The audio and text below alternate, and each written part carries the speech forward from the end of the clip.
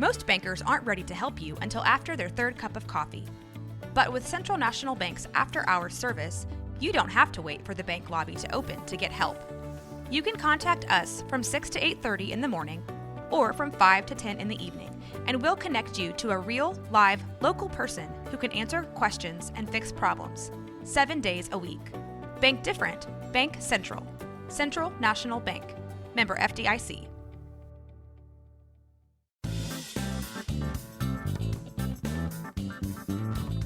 Hey, what's up, Blazer fans? Welcome to the Blazers Edge podcast, part of the Almighty Baller Radio Network. I'm Tara Bowen-Biggs, this is Dan Meringue, and we're here to talk about what's happening with the Portland Trail Blazers and around the NBA. Dan, how you doing tonight?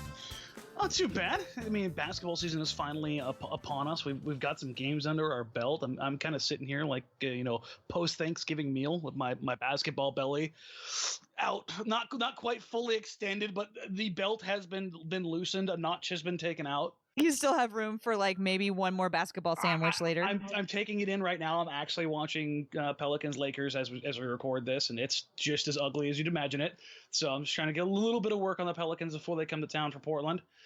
See if this current iteration of the Pelicans is going to look as bad on the floor as I thought they were going to. So yeah. Oh, I can't wait to see that next. I can't wait to see that. It's gonna be an adventure to say the least. But yeah, it's we're definitely past the point of any cranberry sauce right now. Well, let's dive in because we've got some games to talk about. The Blazers have played 3 games now in the 2017-18 season. They started off in Phoenix. We were both at Spirit of 77 for a Blazer party. There was a big crowd there. Yeah, we were packed in there. I mean, it was nearly shoulder to shoulder for another great turnout for Blazers Edge night, for Blazers Edge Radio and Peter Sampson and the crew. So that was pretty awesome to see you get out there and talk to some folks and a pretty nice game for everybody to get to watch, huh? Yeah, I mean, it started out with like not looking good with Portland getting down 7-9 right out of the gate. It was like, you got to be kidding me with this. They're not gonna do this, are they? We had talked about on the previous podcast, like they're gonna screw one of these games up in Phoenix, and within the first couple that we play, I just didn't think it was gonna be right out of the gate. And then they settled in quite quickly and had the most ridiculous blowout on an opening night in NBA history. I mean, yeah. I remarked about it on Twitter, and it got to a point where it was such a celebratory fashion that people were just kind of laughing and giggling as the Blazers rained down threes and the Suns hopelessly ran into defenders like the entire time. Like, it was one of the more joyous opening nights in recent memory. Yeah, so the Blazers ended up running away with that 124-76 without CJ. No CJ in there. He was sequestered in his hotel room, not allowed to enter the arena. I always loved that part about it. Sequestered, otherwise known as League Pass and Chill. Yeah, but he I'm sure he was able to break it down for everybody the next day. What were some of there were so many highlights in that game, it was kind of ridiculous. We were talking earlier about it was almost like it was like an exhibition game that happened to count. So it's kind of hard to measure how the team is going to do on that game, especially considering that their coach just got fired now. Not actual real tough competition at the time, but every team is an NBA team. They are NBA players, so we got to give them their due. But it is a little bit hard to understand how the Blazers are going to fit into the West just based on that game. Yeah, I mean, it would be awesome to be able to do that. Like, I mean, how great would it be able to say that? Yeah, this Portland team is definitely the Portland team that didn't allow an NBA franchise to score more than 21 points in a quarter. Mm-hmm. The high for the Suns in that game was 21 and a quarter. They did it twice. They scored 21 twice, 20 and 14. That's awesome. I mean, yes, the Suns are an unmitigated disaster right now in 18 different ways. They don't seem to care. We've got Eric Bledsoe putting out cryptic tweets about whether or not he wants to be there. I don't know if that's whether he wants to be at Home Depot or whether or not he wants to be with the Phoenix Suns. But I mean, the timing was pretty ominous. He was probably in a really long line at Starbucks. Right? It's like, I don't want to be here. But I mean, there's clearly a ton of issues there. But as an NBA team and like Portland, you have to be able to take advantage of those kind of wins. Those were ones that they dropped at different times last season. So to come out and do what they did in the fashion that they did it in, yeah, they're probably going to get that win anyways. But to come out and get a 50-plus point lead, that's absolutely ludicrous. And I mean, you have to give credit up and down. No CJ McCollum. Dame comes out and puts his mark on the game. But Pat Connaughton steps up big time. Yeah, the game ball goes to Pat. I don't think it can go to anybody else. Sure, Dame played spectacularly. Harkless played, solid. Turner had a couple points. Nurkic was a little up and down.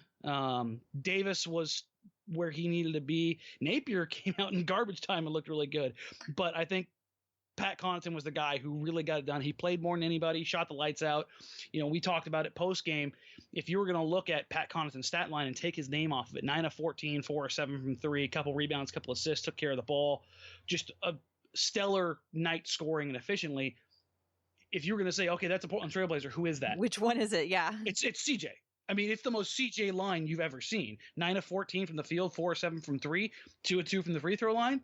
Yeah, no, that's a CJ McCollum, that's a pristine CJ McCollum night, like night in, night out. So for Pat Connaughton to put on his best CJ McCollum costume for Halloween was pretty baller.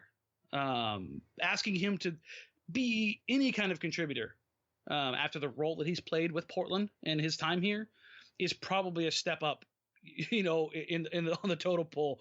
But to actually ask them to go all the way in, and I don't know if they asked him to replicate McCollum, but to be able to do it, that's huge.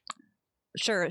And when back in Summer League, Connaughton had a rough Summer League. We were worried about Outside him. Of Collins, he was the worst, right?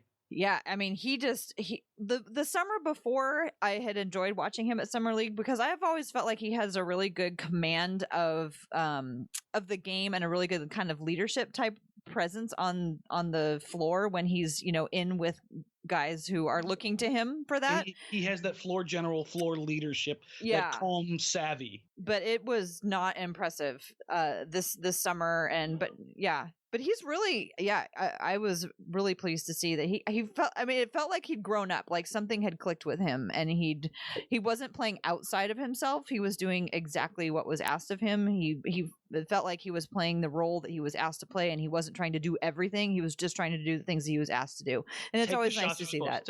Yeah, I mean, that was the biggest criticism of Allen Crabbe, and this is going to be an ongoing theme here probably for the season, is who's replacing Allen Crabbe and where does that production come from? Because you can't just up and replace 44% 3-point shooting and 10 points a game, or can you? Yeah, let's talk about Indiana and Milwaukee, and then go revisit how Blazers are replacing those Crabbe things, or those Crabbe moments. We're gonna replace Crabbe things too. Indiana was a couple nights later. The Blazers came out with a win on that one, 114-96, again on the road. What'd you think of that game? That again, this is another game where you're just kind of looking at it like, okay, well, I mean, they did what they needed to do. And as blasé as that sounds, it's pretty bitching to have that happen, because they're like the first 3 quarters of the season last year,